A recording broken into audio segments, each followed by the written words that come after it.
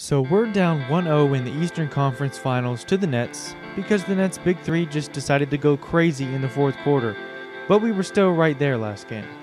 So what about game 2? Can we get our comeback on? Well, it's pretty close with me slowing the simcast down in the fourth eventually. I end up hopping in actually. Spoiler alert, literally nothing happens. I believe it was Harden who closed us out this time, hitting a couple of ridiculous shots. So after the free throw game, we end up losing 149 to 140. Talk about offense. As you can see, there wasn't really a whole lot that we could do, considering they shot 59% from the field and 66% from 3. It just wasn't meant to be. But the fact that we got that close is actually pretty promising. So we're down 2-0, heading back to Atlanta.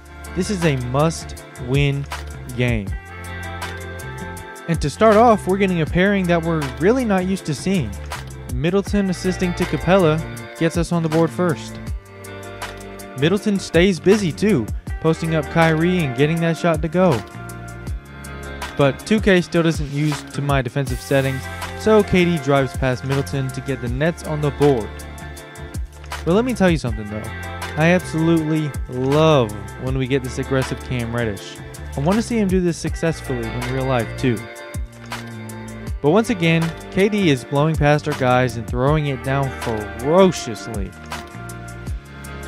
Trae Young gets his night started driving on Harden and getting the tough layup to go for 2. But I think we've got a really good chance to win this game. Let me show you why.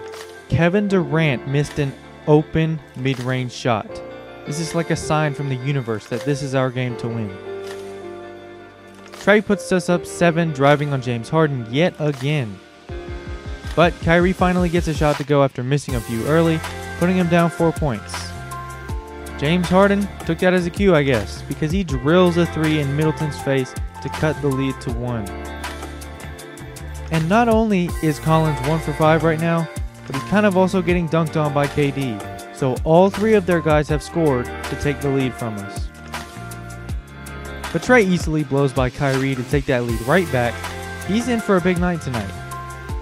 Unfortunately, Trae allows 3 after Kyrie completely shakes him, so we're down 2 again. But Mr. Quick Offense himself comes in and, you guessed it, an easy 3 points.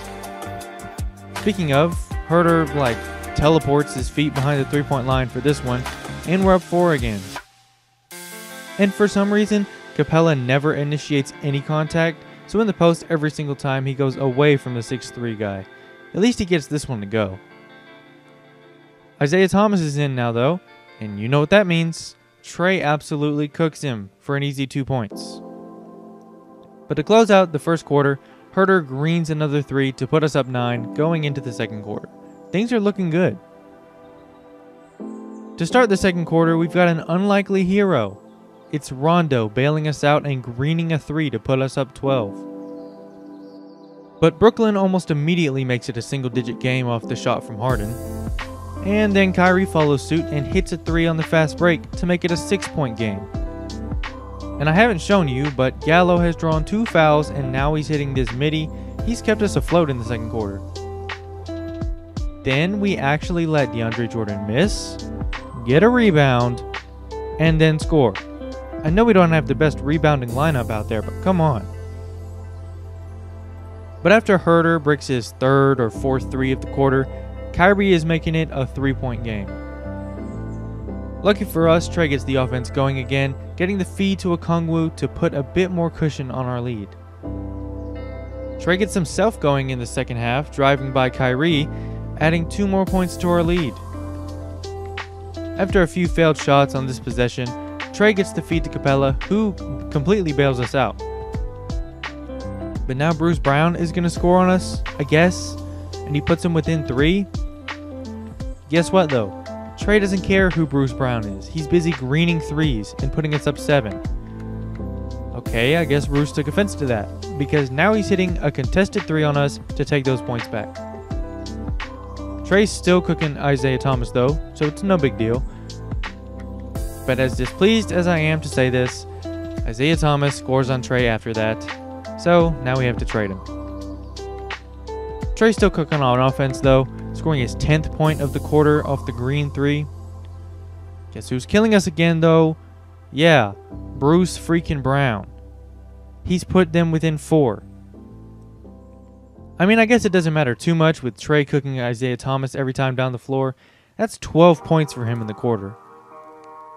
Then, again, we'll repeat the cycle. Trae scoring and drawing the foul this time on Thomas. But he misses the shot to close out the quarter. Nevertheless, we still go into halftime with a 6-point lead. Things are looking good for us. Not gonna lie, I kind of skipped the whole third quarter, and we pick it up in the fourth with Trae having 33 points, getting his 35th on the layup here. And we've pretty much taken control of this game. That doesn't stop John from unnecessarily switching and leaving whoever that is open for the lob, but it's okay, I'm not salty. Hey, we haven't seen Middleton in a while. Here he is hitting his first shot in probably forever. As you can see, we've taken a pretty big lead, but that's not going to stop me from showing you Trae Young highlights. Highlights like this one, where he somehow gets the layup to go after getting fouled by Reggie Perry. Then once again, we've got a Trae layup. We do get a Trae highlight that's not a layup though. He gets a super nice lob to John Collins. But let me not detract from the layup line Trae's having on these guys. I don't know if you've noticed, but he has 46 points right now. But Trae hits a super contested shot.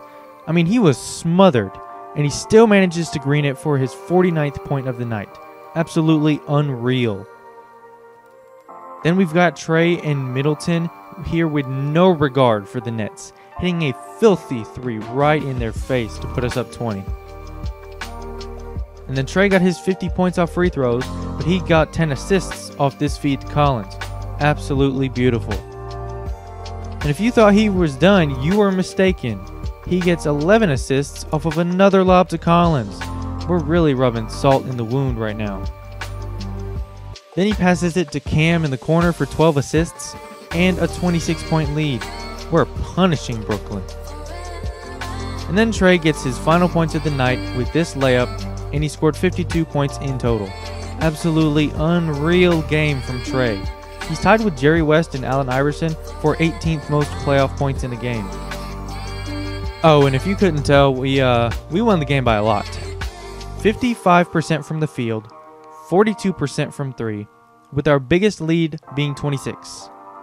Also, Trae scored 22 points in the fourth quarter. 22! Last episode, I said we had to play perfect to win, and Trae played nearly perfect. If not for me chucking 3 shots in the final 10 seconds of the game, Trae would have been 21 for 26 from the field, 4 for 6 from 3, for 52 points. Absolutely insane. Not only that, but we had 6 other Hawks in double digits for a dominating victory. For the Nets, none of the big 3 scored 30, which is why they only scored 108 points. 74 of that was from the big 3. So yeah, absolutely dominating win to show these guys we aren't showing any mercy in this series. And with that, we'll get into the next couple of games in the next episode. If you enjoyed the video, consider leaving a like and subscribing to the channel. I'd greatly appreciate it. If you didn't like it, leave a dislike. And y'all, have a good one.